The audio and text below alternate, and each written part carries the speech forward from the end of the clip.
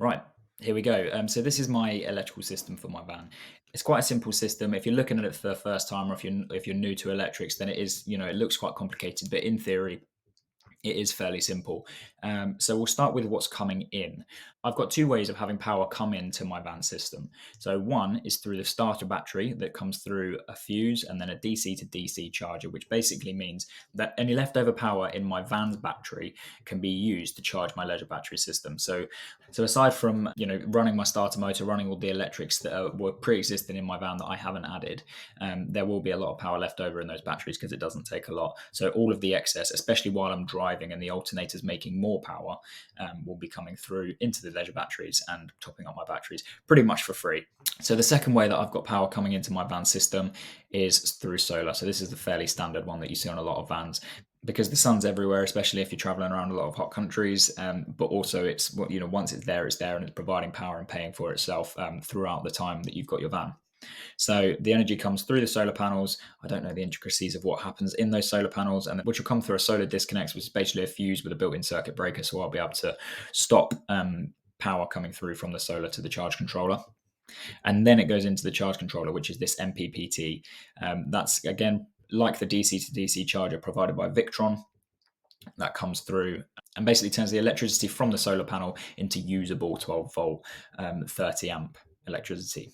So both of these input systems come through my Lynx distributor, which essentially replaces bus bars in a usual 12 volt setup. So in a 12 volt setup, you need to have a negative and a positive bus bar, which basically consolidate all your little circuits that come off, so your inputs and your outputs, and just make it into one sort of solid 12 volt negative and positive setup. And the Lynx distributor does that perfectly, and it does it with inline fuses as well. So if you had bus bars, you need extra fuses. But in my Lynx distributor, I've got four sort of rows where I can have either inputs or outputs, negative and positive, and they're fused as well. I'll overlay a photo of my Lynx distributor now. So they're the two inputs. And then from the Lynx distributor, those inputs go through to my main leisure batteries. So this here is my main isolator switch for my system. So that essentially means that no power can get to or from my batteries if that's turned off. That's my kill switch, so that if the van's going to be left alone for a while, or if for any reason, safety or otherwise, I need to just completely shut off my electrical system, that isolator will do that job.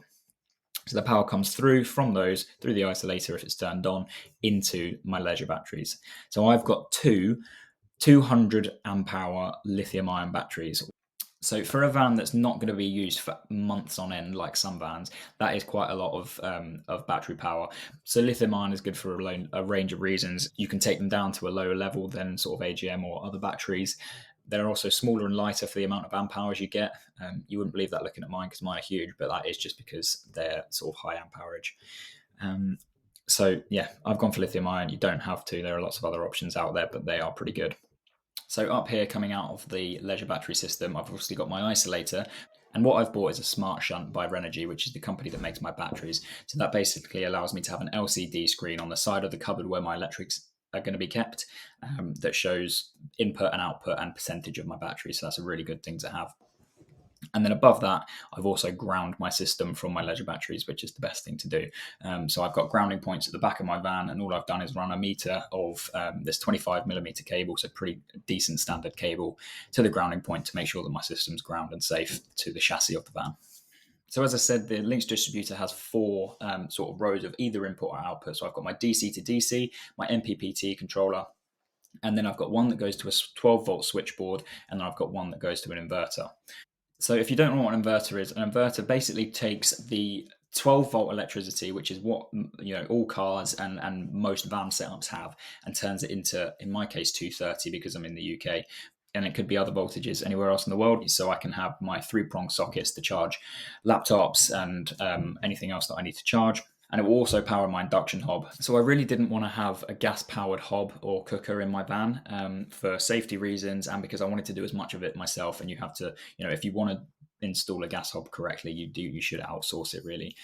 So I've gone for induction, which means I haven't put it on here that I've got a 3000 watt inverter, which is part of the reason I chose such big batteries, because for a 3000 watt inverter you need at least 400 amp hours of battery power, and a 3000 watt inverter will basically allow me to run most small induction hobs. So if you're going to buy an induction hob, make sure it's rated at whatever your inverter is rated at, or vice versa. If you know the hob you're going to get, make sure you get an inverter that can stack up to it.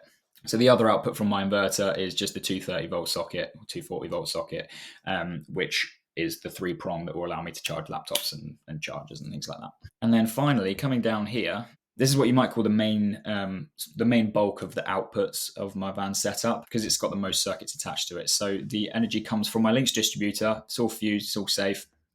It comes down into a 12 volt switchboard, which will also have inline fuses on it. So my 12 volt switchboard is made by Auxbeam, and it's really clever because all you do is have your input, so your red and your black, your negative and your positive, it goes in, and then it comes, and you can sort of distribute all of those switches out to different parts of your van. So I've got my water pump, which will be in my kitchen. I've got my fan, which is obviously in the roof, so the wire will run up the wall. And then I've got my fridge, which is right next to my electrical cupboard, which is all good. And then I've got 3 lighting circuits, all of which the switches will be on this board. So I've got a lighting setup for my kitchen, for my living room, and for the bathroom area. And that is pretty much it. So that's a really simple run through of how my electrical system works. As I said, I'm not an electrician. I wasn't especially good at science in school. So this is quite a rudimentary look of how it works. But as I said, I've done my research and I'm sure that this is all safe and that it's going to work. And I'm excited to get it fitted. So if you want to watch me do that, tune into the next video. It's going to be very soon and I will see you next time.